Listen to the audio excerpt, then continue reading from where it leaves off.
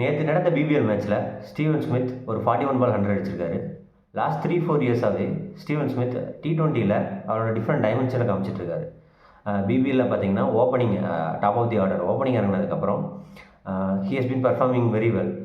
கிட்டத்தட்ட பார்த்தீங்கன்னா கடைசி 4 சீசனில் 11 இன்னிங்ஸ் பேட்டிங் பண்ணி கிட்டத்தட்ட 700 ரன்ஸ் 699 ரன்ஸ் அடிச்சிருக்காரு.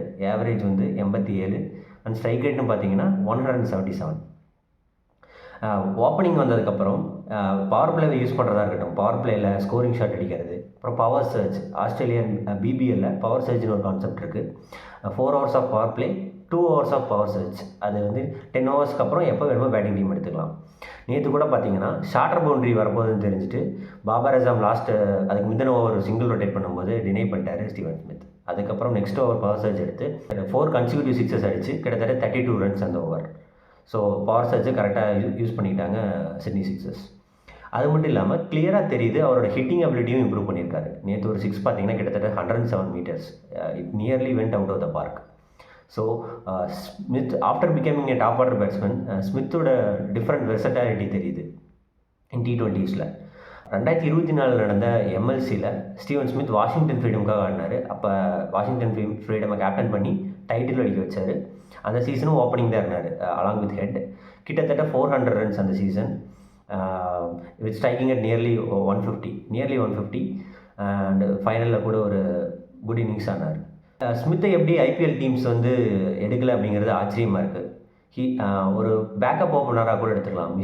ஒரு ஐபிஎல் டீம்ஸ் வந்து ஸ்மித்தை வந்து ஒரு டாப் ஓப்பனராக கன்சிடர் பண்ணிடலாம், ஒரு பேக்கப் ஓப்பனராக எடுத்துருக்கலாம்.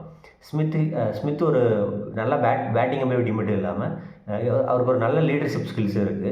அது மட்டும் இல்லாமல் சூப்பர் ஃபீல்டர். ஸ்லிப்ஸில் மட்டும் இல்லை, எங்கே லாங் ஆஃப்னு எங்கே வேணாலும் ஃபீல்டிங் பண்ணுற டேலண்ட் அவருக்கு இருக்குது. He's an extraordinary fielder as well. So IPL teams ஸ்மித்தை எடுக்காமல் மிஸ் பண்ணிட்டாங்களோ அப்படின்னு தோணுது.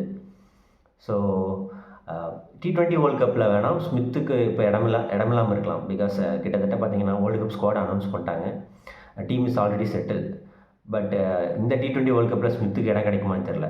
But maybe in future Smith இதே மாதிரி ஸ்மித் பெர்ஃபார்ம் பண்ணிருந்தா he may get a chance in T20 world cup.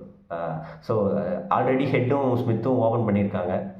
So why not head and Smith play for Australia together in T20s. ஏன்னா one டேயில் மட்டும்தான் ஸ்டீவ் ஸ்மித் ரிட்டையர் ஆயிருக்காரு. He is still available for T20s as well as test cricket. So I think this is Steve Smith 2.0 in T20s அப்படின்னு நினைக்கிறேன்.